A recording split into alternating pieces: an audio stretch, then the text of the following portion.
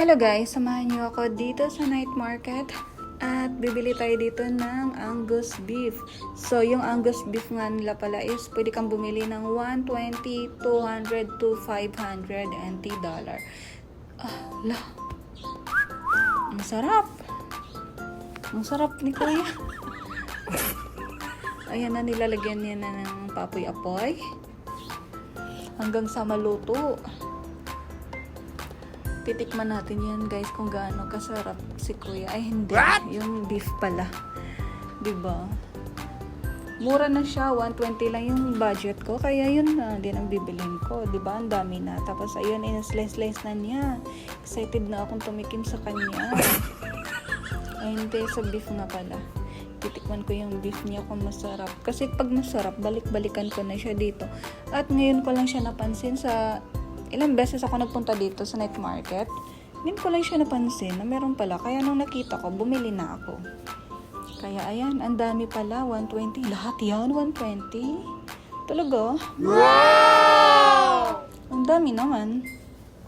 Kaya ayan, in-slice na niya na parang cubes. Tapos, ayan guys, yan pala yung pangalan niya, yung mga nakalagay. Hindi ko alam, hindi ko naintindihan. Kung naintindihan nyo, comment nyo kung ano yung nakasulat dito sa baba. Tapos ayun na nga, ano na niya, fire gun na niya. Fire gun.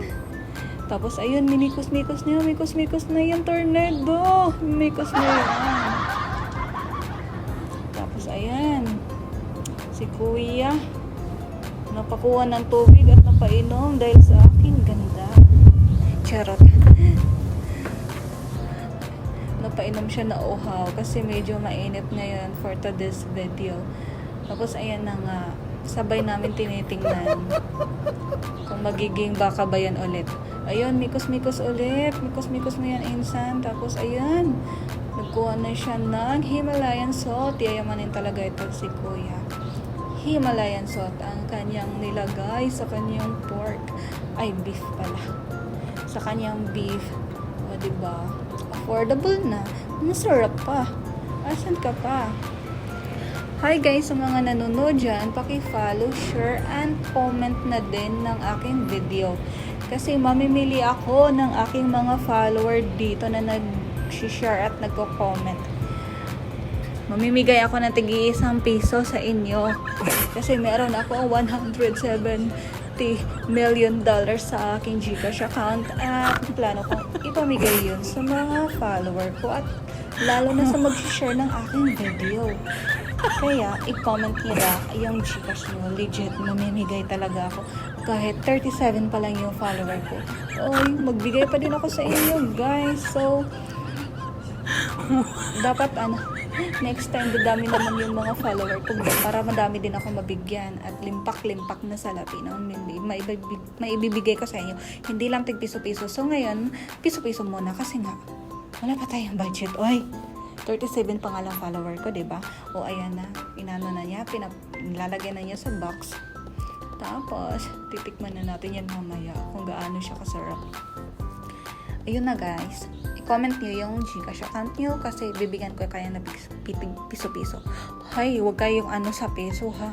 Pag 200,000 din ang nag-follow at nag-share sa akin, 200,000 din yun ang maibibigay ko. Ganun yan. Kaya, hindi magiging piso ang hindi magiging 1,000 pag kulang ng piso. Diba? Ayan na nga. Daming tao ngayon. Tapos wala na tayong pera guys, kaya umuwi na tayo. Diretso na tayo sa uwian na. Uwian na kasi may dala na tayong pagkain. At kakainin na natin to. Kaya ganito talaga yung gusto ko sa night market kasi ang dami mong pwedeng bilhin. Napakamura, napaka-affordable lang yung price. Mabubusog ka na pero pagka mayaman ka at marami kang pera ay doon ka na lang sa shabu-shabu at saka dun sa mga unlimited. Pero ngayon, kasi wala pang sahod, kaya dito muna tayo kasi merong tig 50 NT lang, mabubusog ka na.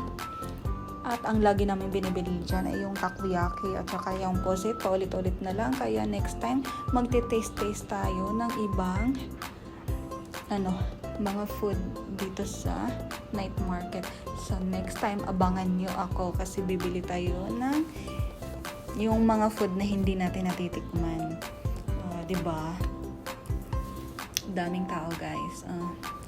Yun lang. Sige, bye-bye. Thanks.